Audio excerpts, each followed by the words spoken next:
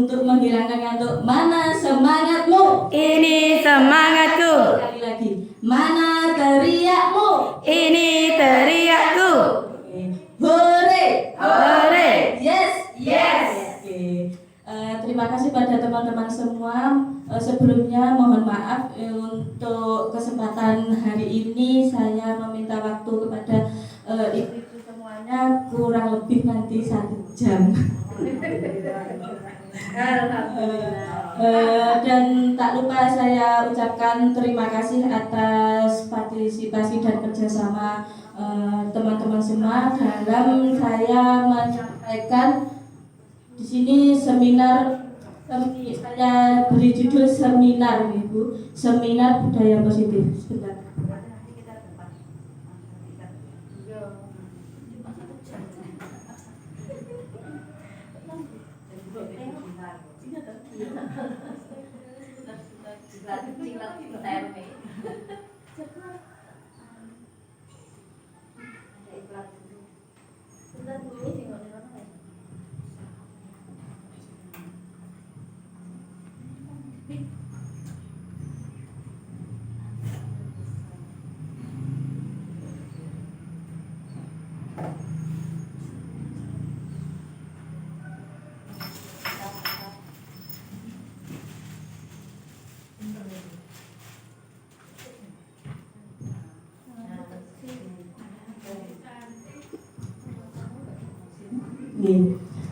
Seminar ini dalam rangka aksi nyata saya dalam program Guru Penggerak dengan judul budaya positif. Meskipun Ibu dalam Guru Penggerak itu sasaran gurunya mulai dari PAUD itu guru TK sampai jenjang atas, tapi ilmunya itu bisa diterapkan di semua jenjang, baik dari playgroup sampai SMA. Apa itu budaya positif? Next dulu. Latar belakang saya mengadakan aksi nyata ini yaitu dunia anak-anak adalah dunia bermain. Tumbuh kembang mereka menjadi tujuan utama dalam pendidikan. Di masa-masa emas ini mereka membutuhkan banyak kasih sayang, bermain, dan tentunya belajar sesuai dengan standar tingkat tercapaian anak sesuai dengan usianya. Pembentukan karakter dilakukan melalui kegiatan pembiasaan agar anak memiliki nilai budaya positif. Tujuan dari kegiatan ini adalah untuk menciptakan suasana belajar yang menyenangkan dan mengasihkan untuk anak-anak. Kemudian murid memiliki disiplin positif untuk melaksanakan keyakinan kelas sehingga terciptanya lingkungan positif dan lembaga memiliki budaya positif.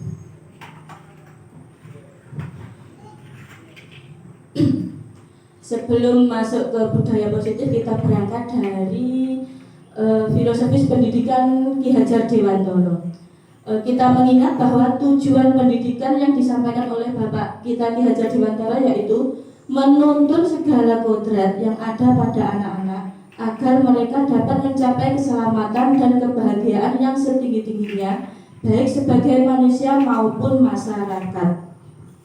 Oke, lanjut. Nah, budaya positif itu sendiri yaitu kita sebagai guru, sebagai pendidik perlu memahami pentingnya mengetahui kebutuhan belajar dan lingkungan yang memfasilitasi seluruh individu di sekolah agar dapat meningkatkan kompetensinya secara aman dan nyaman.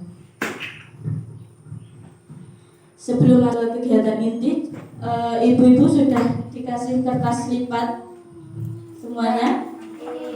Oke.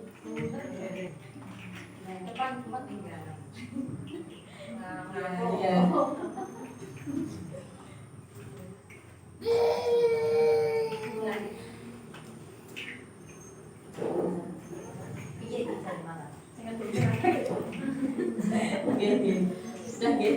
Kita ibaratkan kertas ini adalah sesuatu yang sangat berharga untuk kita.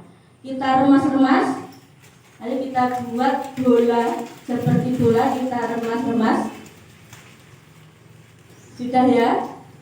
Nah, kita genggam setenaga, terus teman yang yang di sampingnya memberi suatu ini cobaan, terserah dilingiti boleh, diapakan boleh, terserah, sampai jangan sampai kertas yang kita genggam ini lepas. Coba 1, 2, 3, ayo. Ini kita cari. Kita sampai jangan sampai kertas yang kita pegang ini terlepas. Ini bukti bahwa kita ini bukti bahwa kita mempertahankan apa yang kita punya. Oke. Nah, keteguhan kita. Nah, apapun apa itu suatu apa itu semacam misal kita di keyakinan Bu, keyakinan. Tapi keyakinan kita terkadang goyah oleh lingkungan, kan? Nah, itu bagaimana kita mempertahankan keyakinan kita agar tetap pada diri kita, tidak goyah oleh lingkungan atau hal-hal negatif yang ada di sekitar kita. Nah, apa yang terjadi? Usaha apa yang kita lakukan untuk mempertahankan keyakinan ini? Bertahan. Nah, ya. Sekuat tenaga. Yeah. Nah, coba next Bu Susi. Ya. Nah, ini miskonsepsi selama ini yang kita anggap benar tapi sebenarnya itu kurang benar, yaitu ini pertama, bahwa guru mengontrol murid. Nah, itu sebenarnya kurang pas karena kita berarti mengontrol murid, berarti murid kan seolah-olah harus mengikuti kemauan guru. Terus yang kedua, ilusi bahwa kritik dan membuat orang merasa bersalah dapat menguatkan karakter. Itu juga tidak benar. Sebenarnya justru kalau kita mengkritik atau membuat orang salah, ya salahmu nuluh, itu membuat down. Terus yang ketiga yaitu ilusi bahwa semua penguatan positif efektif dan bermanfaat. Semua penguatan ada, misal kita memberi penguatan kepada satu anak di depan umum, tapi anak-anak yang lain hanya mendengarkan, oh berarti yang pintar tadi dia saja, saya tidak, seperti itu. Nah, bagaimana kita membangun budaya positif agar semua itu menyasar, tidak pada satu anak saja. Ya, terus selanjutnya ilusi bahwa orang dewasa memiliki hak untuk memaksa, itu yang paling kurang pas. Next Susi. Paradigma stimulus respon ke teori kontrol. Inilah perbedaan stimulus respon tadi. Realita kita sama, tapi sebenarnya yaitu kita itu berbeda. Semua orang melihat yang sama, tapi sebenarnya setiap orang memiliki gambaran yang berbeda. Terus kita mencoba mengubah orang agar berpandangan sama dengan kita. Nah, teori kontrolnya kita berusaha memahami pandangan orang lain tentang dunia. Terus selanjutnya, perilaku buruk dilihat sebagai suatu kesalahan. Teori kontrolnya, semua perilaku memiliki tujuan. Anak kadang bandel, kadang rewel, kadang tidak mau menurut dengan perintahnya. Itu karena anak itu tadi mempunyai keyakinan yang dipegang, dan dia sebenarnya dalam rangka mempertahankan keyakinannya itu. Tapi kadang kita sebagai pendidik itu melihat bahwa anak itu memberontak. Sebenarnya dia itu pinter, dia berarti mempunyai keyakinan. Terus orang lain bisa mengontrol saya, tapi teori kontrolnya yaitu hanya kita sendiri yang bisa mengontrol diri kita sendiri. Orang lain tidak bisa mengontrol kita. Terus pemaksaan ada pada saat bujukan gagal. Teori kontrolnya kolaborasi dan konsensus menciptakan pilihan-pilihan baru. Konsensus itu konsekuensi yang sudah kita sepakati sebelumnya antara anak dan guru misalnya, atau antara teman sejawat juga bisa.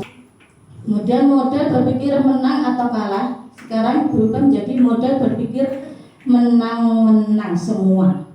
Tidak ada menang kalah tapi sama-sama menang. Next, please. Nah, masih dari teori kontrol atau teori pilihan oleh Dr. William Glasser, disiplin positif itu terdiri dari makna disiplin itu sendiri, teori motivasi, 5 posisi kontrol, dan 5 kebutuhan dasar manusia yang akhirnya nanti kita sebagai guru itu bisa menjalankan segitiga restitusi. Nah, untuk lebih dalam kita pahami dulu makna disiplin yang sebenarnya. Next, please. Apakah makna disiplin? Disiplin itu berasal dari disiplina yang artinya belajar. Makna asal dari kata ini berkonotasi disiplin sendiri. Kalau kita biasanya disiplin itu dihubungkan dengan faktor luar. Disiplin karena suatu peraturan, tapi sebenarnya disiplin itu berada pada diri kita sendiri. Bagaimana kita bisa memanusiakan orang lain itu harus berada dari kita sendiri, memanusiakan diri kita sendiri. Seperti itu. Disiplin diri membuat orang menggali potensinya menuju sebuah tujuan. Apa yang dia hargai. Seperti tadi, misal ini tujuan kita ini. Nah, bagaimana kita agar tetap mempertahankan tujuan kita tercapai. Namun dalam budaya kita, disiplin telah berubah menjadi satu yang dilakukan seseorang pada orang lain untuk mendapatkan. Ini tadi hubungannya dengan peraturan. Kadang kita disiplin itu bukan karena dari diri sendiri tapi karena peraturan. Itu cenderung dihubungkan dengan ketidaknyamanan, bukan dengan apa yang kita hargai atau pencapaian suatu tujuan. Misalnya disiplin itu misalnya saya melakukan ini biar nanti tidak ditegur, misalnya seperti itu. Next position. Nah, untuk menciptakan disiplin positif itu di Indonesia kita kenal nilai kebajikan yang telah diterapkan di kurikulum kita, yaitu profil pelajar Pancasila. Nah, Mas, apa saja Ibu? Profil pelajar Pancasila itu yang pertama beriman dan bertakwa pada Tuhan yang Maha Esa. Terus berbhinneka global, bergotong royong, kreatif, bernalar kritis, mandiri. Nah, profil pelajar Pancasila ini kita sudah belajar, kita terapkan di lembaga kita, di kurikulum kita. Nah, sehingga kenapa dari fondasi ini tetap kita lekatkan, kita kenalkan nilai kebajikan agar anak sejak dini mempunyai nilai-nilai kebajikan. Next. Pertanyaan pemantik sekarang. Sebagai seorang pendidik, saat Anda hadir atau mengikuti suatu pelatihan, motivasi apakah yang mendasari tindakan Anda? Coba dari ketiga motivasi itu, kira-kira motivasi mana yang menurut Anda mengikuti atau hadir dalam suatu pelatihan?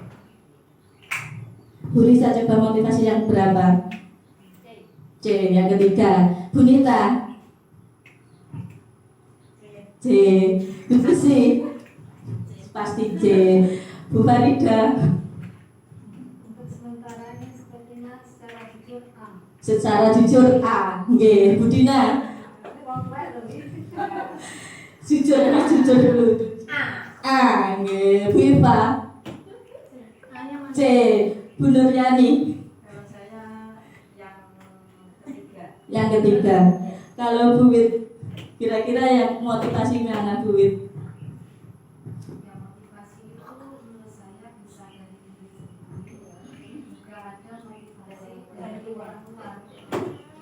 Iya, bisa terkadang ya motivasi itu hampir sama dengan ya kalau dilihat dalam kita lihat motivasi untuk diri kita ya C.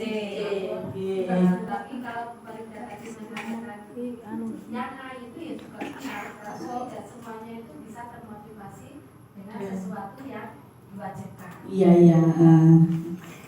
Kalau Lebih bagusnya dikasih A, B, C pun. nggih. Kita tuh yang mana A, B, C. Oh iya. Nggih, oke, siap Bu. Terima kasih atas masukannya. Nah, dari 3 option ini kebanyakan itu yang ketiga. Nah, berarti kita sudah memiliki kesadaran diri untuk selalu belajar sepanjang hayat. Meskipun pasti ada embel-embel motivasi yang pertama ya, yang kedua karena penghargaan. Iya kan? Nah, kadang-kadang kita mengikuti pelatihan itu ada jamnya enggak? Ada sertifikatnya, ada jamnya enggak? Kan seperti itu. Nah, itu. Semuanya itu sebenarnya ya benar. Ya, itu. Nggih, karena tuntutan juga kita juga butuh penghargaan. Next diskusi. Terus ada lagi Bu. Ini teori motivasi manusia. Seseorang, kita, anak melakukan sesuatu pasti ada motivasinya. Ada motivasi. Nah, ini seperti yang disampaikan Bu Wi tadi, ada motivasi eksternal dan motivasi internal. Yang motivasi eksternal yaitu untuk menghindari kenyamanan tadi, atau hukuman, atau rasa tidak enak tadi, takut teguran seperti itu. Terus mendapatkan imbalan dari orang lain, institusi seperti tadi yang saya sampaikan, sertifikat, seperti itu. Itu motivasi dari luar. Nah, padahal yang itu adalah motivasi dari diri kita sendiri dulu. Yang harus kita bangun itu motivasi internal. Motivasi internalnya bahwa saya pelatihan itu karena saya itu butuh ilmunya, bukan butuh sertifikatnya, butuh ilmunya yang bisa kita terapkan. Nah, setelah kita mengikuti pelatihan, ya kedepannya semoga kita itu bisa menerapkan apa yang sudah kita dapat tadi. Nah, motivasi internal itu yaitu disiplin positif yang kita ibaratkan ini tadi, disiplin positif.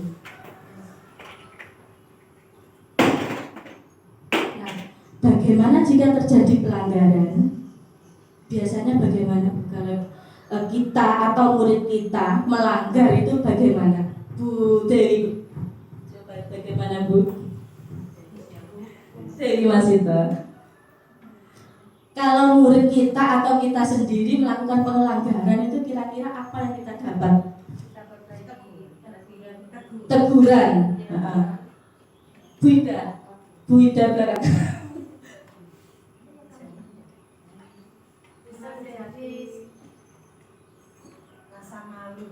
Malu, gitu. Itu kita. Agak ditegur ini. Motivasi buat saya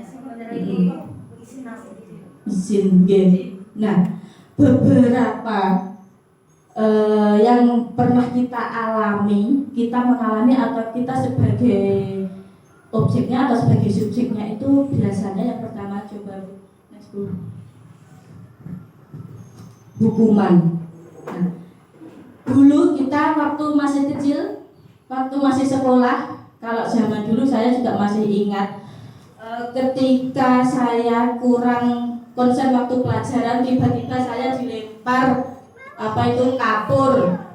Nah, itu hukuman, namanya juga hukuman karena secara tiba-tiba, tidak ada perjanjian sebelumnya, secara tiba-tiba. Nah, itu bersifat ini, hukuman itu bersifat tidak terencana atau tiba-tiba. Anak atau murid tidak tahu apa yang terjadi atau tidak dilibatkan itu tadi.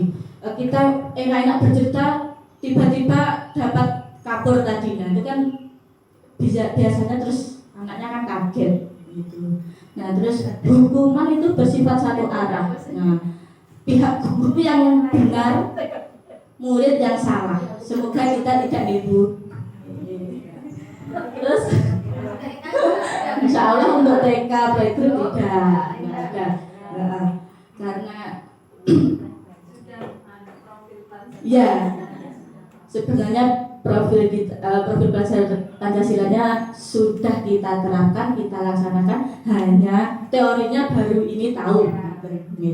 Terus selanjutnya hukuman yang diberikan biasanya berupa fisik maupun psikis.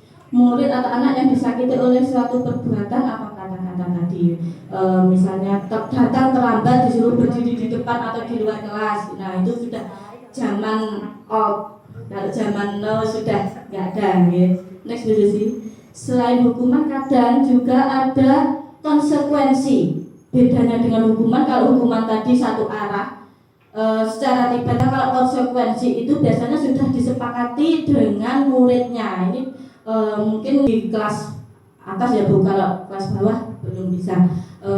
Saya sebagai contoh saja, misalnya kita sudah memiliki peraturan di kelas, misalnya tidak boleh makan di kelas, lah ternyata ada anak yang makan di kelas. Nah itu berarti anak itu sudah tahu konsekuensinya, tapi melanggar dan ketahuan oleh gurunya. Nah itu terus ingat apa konsekuensinya kalau saya melanggar peraturan itu. Nah itu konsekuensi. Selanjutnya penghargaan. Nah sebenarnya penghargaan itu sama dengan hukuman, cuma hukuman itu bersifat negatif, kalau penghargaan itu positif. Tapi sebenarnya sama-sama mematikan anak yang lain. Nih hasil ini Alfikon berdasarkan penelitian dari riwayat 1993 berpendapat bahwa penghargaan berlaku sama dengan hukuman, dalam arti meminta atau membujuk seseorang melakukan sesuatu untuk memenuhi suatu tujuan tertentu dari orang yang meminta. Misal begini, ayo dikerjakan nanti tak kasih bintang 4. Nah itu termasuk penghargaan, tapi sebenarnya salah. Betul ya? Hasil pengamatan Alfikon, penghargaan menimbulkan satu, mempengaruhi jangka pendek dan jangka panjang. Kedua, tidak efektif. Ketiga, merusak hubungan. Merusak hubungan itu maksudnya tadi anak yang pintar, aku dapat jam. Anak yang tidak, yang kurang pintar atau misalnya kurang, minder, minder.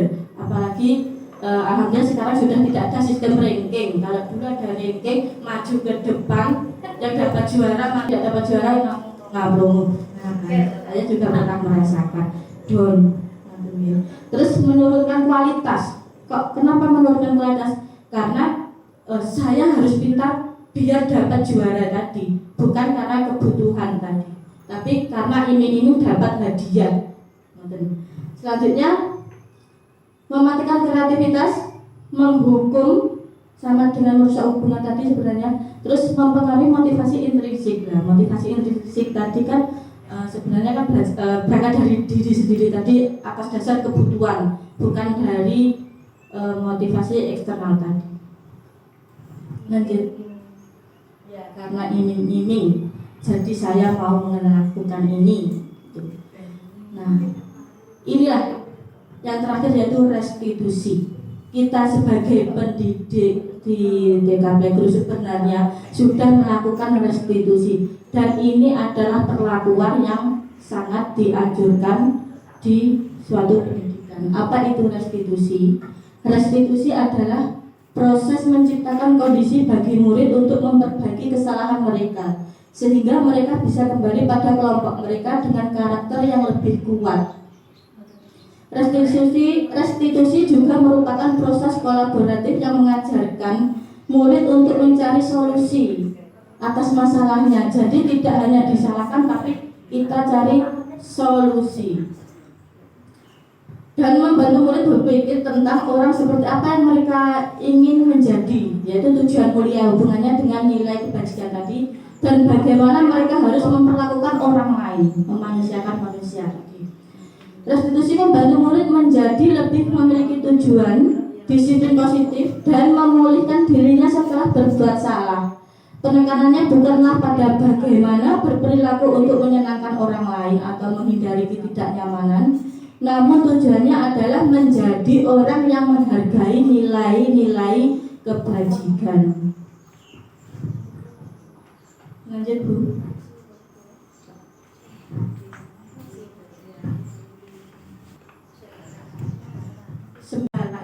pergi sakit coba nyubit diri sendiri itu sakit apa tidak. Nah itu seperti itu. Kemudian restitusi mencari kebutuhan dasar yang mendasari tindakan. Anak berebut atau anak rewel tidak mau masuk sekolah, nah pasti ada alasannya. Nah kita cari apa yang dibutuhkan anak itu, kita tanya kebutuhannya apa. Selanjutnya, restitusi adalah cara yang paling baik. Nah, restitusi fokus pada karakter, bukan tindakan. Restitusi fokus pada solusi. Restitusi mengembalikan murid yang berbuat salah pada kelompoknya. Nah, sehingga anak itu bisa bermain lagi, bersosialisasi lagi dengan temannya, tidak minder atau tidak dibully.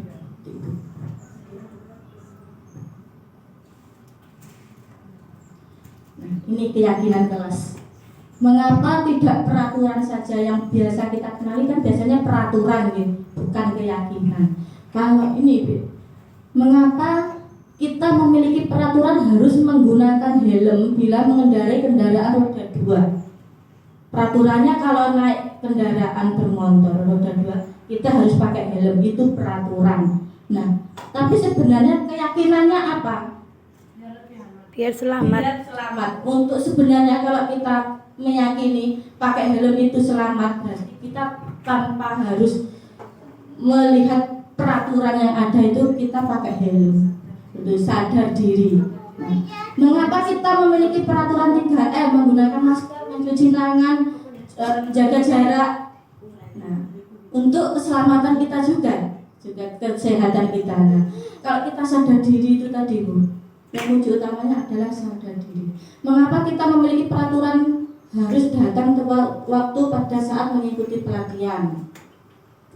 Untuk mendukung motivasi intrinsik, kembali ke nilai-nilai atau keyakinan-keyakinan yang lebih menggerakkan seseorang dibandingkan mengikuti serangkaian peraturan. Jadi kita melakukan segala sesuatu itu karena kembali ke diri kita sendiri, bukan karena peraturannya, tapi karena kebutuhan kita sendiri itu tadi.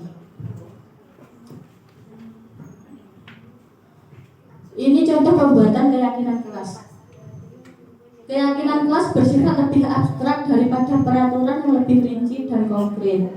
Keyakinan kelas berupa pernyataan-pernyataan universal, diambil dari nilai-nilai kebajikan tadi. Yang ketiga, pernyataan keyakinan kelas senantiasa dibuat dalam bentuk positif, dibuat bersama. Keyakinan kelas hendaknya tidak terlalu banyak, sehingga mudah diingat dan dipahami oleh semua warga kelas. Keyakinan kelas sebaiknya sesuatu yang dapat diterapkan di lingkungan tersebut. Semua warga kelas hendaknya ikut berkontribusi dalam pembuatan keyakinan kelas lewat kegiatan curah pendapat tadi. Kalau peraturan biasanya guru yang membuat, ditempelkan di dinding, anak membaca, mematuhi peraturan. Kalau keyakinan kelas kita buat bersama-sama. Nah ini bisanya kalau di kelas atas mungkin sudah bisa membaca, ditempelkan di dinding, sudah bisa. Bersedia meninjau kembali waktu ke waktu. Nah, efisien apa tidak keyakinan yang kita sepakati sebelumnya? Kalau kurang efisien berarti kita perlu merevisi bagaimana agar sama-sama saling berjalan. Next. Ini contoh kesepakatan kelas. Coba. Yang mana yang merupakan keyakinan kelas dan mengapa? Kira-kira yang kolom hijau atau yang kolom putih?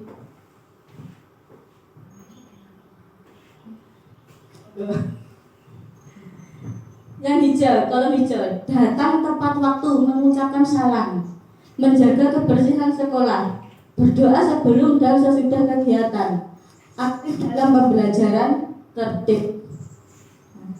Terus yang kolom putih, kami guru dan murid yang saling menyayangi. Kami murid yang semangat belajar. Kami murid yang peduli dengan teman-teman. Kira-kira yang merupakan keyakinan kelas yang hijau atau yang putih? Putih. Putih. Mengapa kok putih? Nah, ada kesepakatan itu. Jadi yang berlaku tidak hanya untuk murid tapi untuk warga semuanya. Bahasanya dari segi bahasa juga. Nah, dari segi bahasa kita mengambil nilai-nilai positifnya, saling menyayangi, semangat baik. Ini kan seolah-olah memaksa tepat waktu. Nah, iya, tata tertibnya.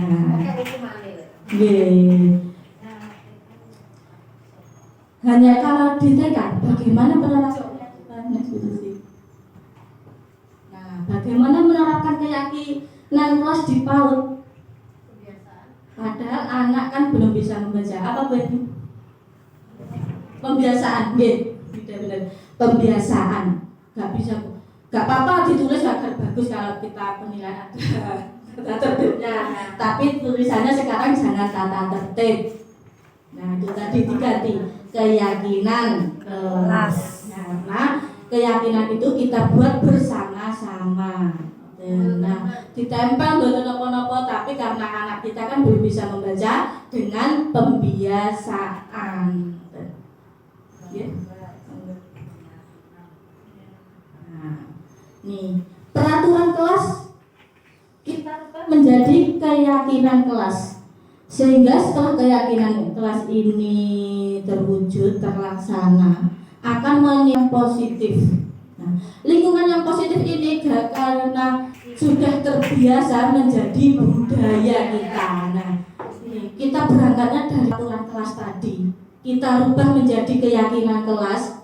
Setelah keyakinan kelas itu kita terapkan, memunculkan lingkungan yang positif. Lingkungan positif setelah berjalan sekian lama, nah menjadi budaya kita. Nah, budaya positif itulah yang dimaksud budaya positif. Dari kebiasaan-kebiasaan baik berangkat dari nilai-nilai kebajikan. Nah, anak melakukan pemberontakan tadi bukan melakukan kesalahan, berontak. Tidak ada anak yang salah karena menurutnya saya itu benar, cuma caraku yang seperti ini. Nah, biasanya anak dan kita lepas dari kebutuhan dasar manusia, 5 kebutuhan dasar. Yang pertama yaitu hidup, pasti SPP, sandang, pangan, papan, pasti itu semuanya, baik dari bayi sampai tua. Kebutuhan dasar yang utama itu pasti bertahan. Cinta dan kasih sayang. Nah, anak kita butuh cinta dan kasih sayang. Kok sampai sekolah ngambek atau nggak mau sekolah, pasti ada sesuatu. Nah, yang ketiga penguasaan. Penguasaan ini anak ingin dihargai. Saya itu bisanya ini, misalnya saya memang belajarnya menurutnya saya tidak bisa, minder, mengerjakan tidak selalu selesai. Tapi di kegiatan lain, misalnya membentuk bangunan dari berbagai APE, Lego, itu dia imajinasinya sangat tinggi lah. Berarti dia ingin dihargai yang di bagian itu, bukan di bagian menulis, karena berarti dia mempunyai kelebihannya di bagian seni, misalnya seperti itu. Selanjutnya kebebasan. Nah, sudah kita terapkan kebebasan itu sebenarnya di lembaga kita, kebebasan dalam pembelajaran. Kalau dulu menulis calistung. Nah, sekarang itu anak bebas. Apalagi di Kumur ini kita memberi option dan anak bebas memilih mana kegiatan yang disukai, itu kebebasan. Dan yang kelima yaitu kesenangan. Kita balik ke diri kita sendiri. Kalau hati kita senang, mau ngapain aja, oke. Tapi lah hatinya kemerungsung, sampai sama juga sumpah, kadang anak jadi pelampiasan.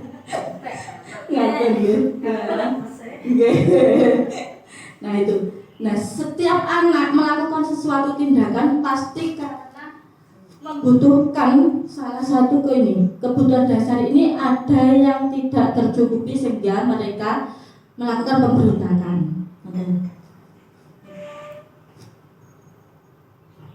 Sebagai seorang guru, ketika murid Anda melakukan kesalahan, tindakan apa yang Anda lakukan? saja apa tindakan kita. Mencari penyebabnya dulu. Nah, benar. Berarti kita melakukan tindakan yang terakhir tadi, restitusi. Tidak hanya mencari penyebabnya, tapi juga mencari solusi. Nah, mencari solusi juga agar anak itu kembali ke jalannya. Kita sebagai dalam menjalankan restitusi tadi, mencari penyebabnya, mencari solusi, itu sebenarnya kita berada di posisi kontrol ini. Posisi kontrol pertama penghukum, jangan sampai pembuat rasa bersalah, apalagi teman dan pemantau. Ini sebenarnya kita sudah mendekati anak, tapi belum sampai ke tahap solusi di teman dan pemantau. Sedangkan kita seharusnya berada di posisi manajer, sehingga kita bisa melakukan segitiga restitusi. Apa itu segitiga restitusi? Ini kita terapkan, kita lakukan dalam menyelesaikan dengan anak. Yang pertama yaitu yang menstabilkan identitas. Setiap orang pasti pernah melakukan kesalahan. Nah, kita mendekatkan anak dulu. Kita bangun kepercayaan dirinya dulu. Nah, kita mendekati anak dengan gunggung, istilahnya bahasa Jawa ini, digunggung dhisik, ben percaya diri dhisik, ditanya. Nah, setiap orang pasti punya kesalahan, misalnya iya, jadi tidak langsung menyalahkan. Kamu bukan satu-satunya yang pernah melakukan ini, misalnya seperti itu. Kemudian dari kita setelah membangun kepercayaan diri anak tadi, selanjutnya kita lakukan yang kedua yaitu validasi tindakan yang salah. Nah, hubungannya dengan alam mendasari. Kenapa kamu tentunya punya alasan mengapa kok melakukan itu? Kenapa kok kamu merusak mainannya teman? Nah, itu kita tanya lewat validasi tindakan ini. Terus setelah kita mengetahui penyebabnya, nah kita menanyakan keyakinan kelas yang sudah kita sepakati, pembiasaan yang sudah kita terapkan di lembaga kita. Kelas apa yang telah kita sepakati, kamu ingin menjadi orang seperti apa misalnya. Kita sudah melakukan pembiasaan ya, setelah bermain pasti dikembalikan, diberes-beres. Nah, kebiasaan itu terus terulang setiap hari dilakukan. Ada anak yang melakukan pelanggaran, yang melakukan kesalahan. Nah, biasanya anak yang lain itu selalu mengingatkan. Eksekusi. Berikut ini contoh penerapan segitiga restitusi. Ini juga bagian dari kemarin Bu, saya menerapkan bagaimana atau segitiga restitusi itu.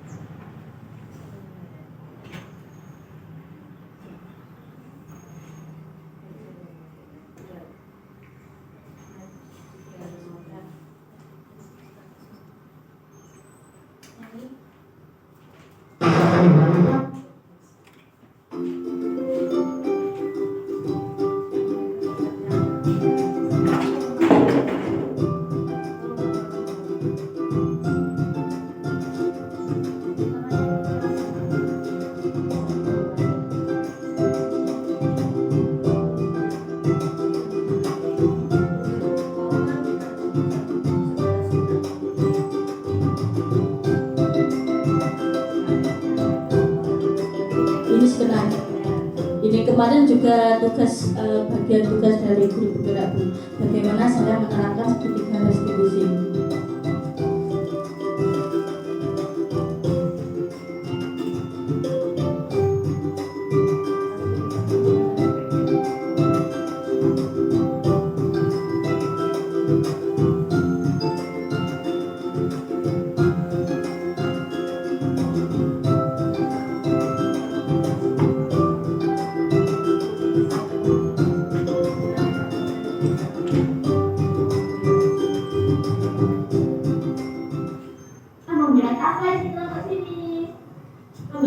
penerapannya. Ketika anak bermain bersama. Sudah ketika waktunya istirahat. Oke. Tunggu. Ini tapi sudah. Ini cara kita sebagai pendidik untuk melakukan segitiga restitusi, yaitu memanggil dulu anak yang melakukan kesalahan tadi. Kenapa nggak sama-samain?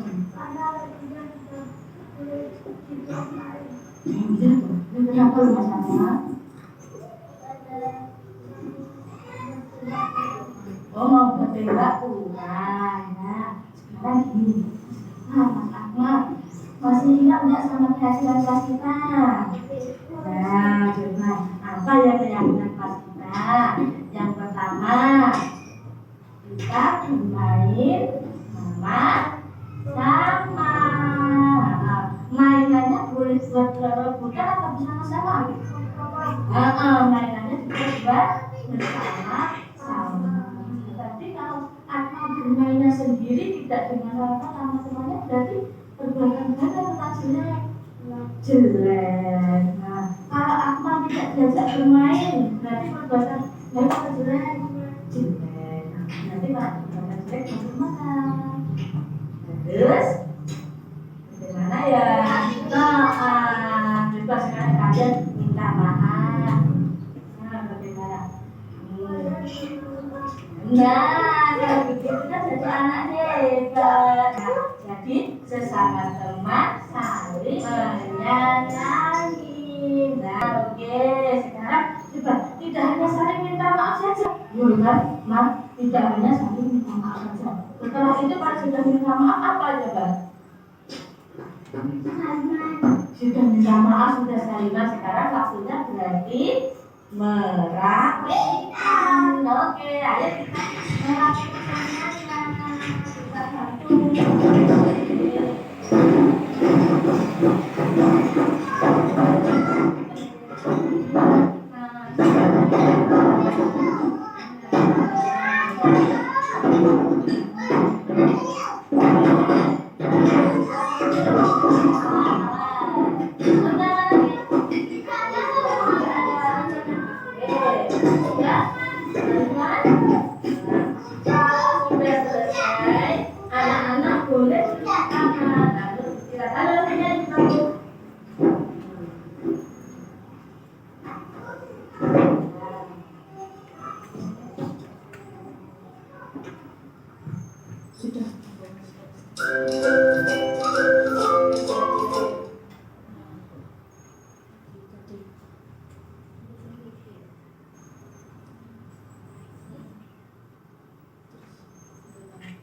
Itu tadi agak sulit Bu kita kalau sengaja di program terus di video itu lah dengan anak TK agak sulit. Nah, kita mengkondisikan saja itu tapi salah satunya cara kita menerapkan segitiga restitusi, dan saya yakin ibu-ibu semuanya sudah menerapkan. Jadi di sini tadi yang kita tegaskan yaitu tidak menghakimi atau menyalahkan salah satu anak saja, tapi kita cari solusi bersama, gitu ya. Nah, kita cari akar permasalahannya lah. Tadi di situ itu berarti Akmal itu marah mainannya temannya disempar karena alasannya apa? Tidak diajak bermain oleh Rafa. Nah, berarti kebutuhan dia yang dibutuhkan dari 5 kebutuhan dasar tadi apa? Kasih sayang dengan teman. Terus jadinya marah mainannya temannya dirusakin itu tadi. Terus kenapa kok sampai Akmal tidak ditemani? Tadi permasalahannya itu mainannya Lego tidak boleh dibagi, hanya dimainkan oleh Akmal sendirilah, sehingga diceng Maliana. Itu berarti karena kebutuhannya dia, kesenangannya tidak terpenuhi, jadi anak melakukan pemberontakan tadi. Gitu ya. Itulah segitiga restitusi yang sebenarnya kita sudah melakukan, tapi setelah mendapatkan ilmu ini semoga kita semakin lebih jadi manajer yang sebenarnya. Next Bu Susi. Nah, ini apakah teman-teman semuanya sudah pernah menerapkan ini? How do you feel? Menanyakan kabar, perasaan sebelum pembelajaran itu ternyata sangat penting, Ibu. Karena apa?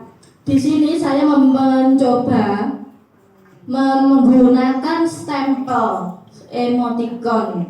Nah, kalau di beberapa channel itu waktu masuk kelas ada yang memilih gambar hati, ada yang memilih gambar marah atau memilih gambar senang, salim. Nah, itu bentuk menunjukkan perasaan anak ketika mau masuk kelas itu sudah siap apa belum, bagaimana perasaan anak-anak. Nah, itu ternyata sangat penting untuk kita. Jadi kita bagaimana nanti mengemas kelas.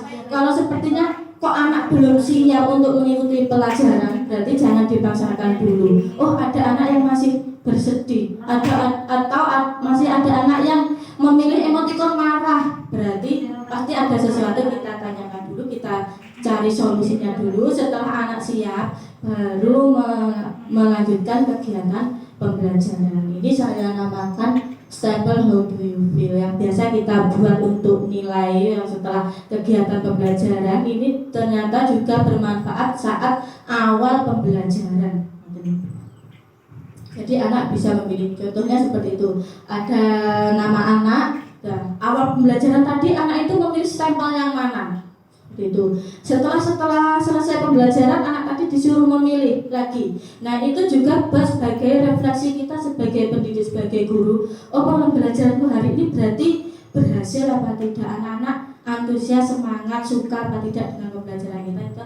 Itu juga sebagai refleksi kita sendiri. Nah, alhamdulillah itu tadi rangkaian ilmu yang bisa saya sampaikan ke teman-teman semua tentang budaya positif. Nah, sebenarnya yang kita sudah menerapkan, tapi kita kembangkan lagi agar lebih baik dan baik lagi. Dari sekian ini tadi, apa ada yang perlu ditanyakan? Sudah cukup, ya? Alhamdulillah.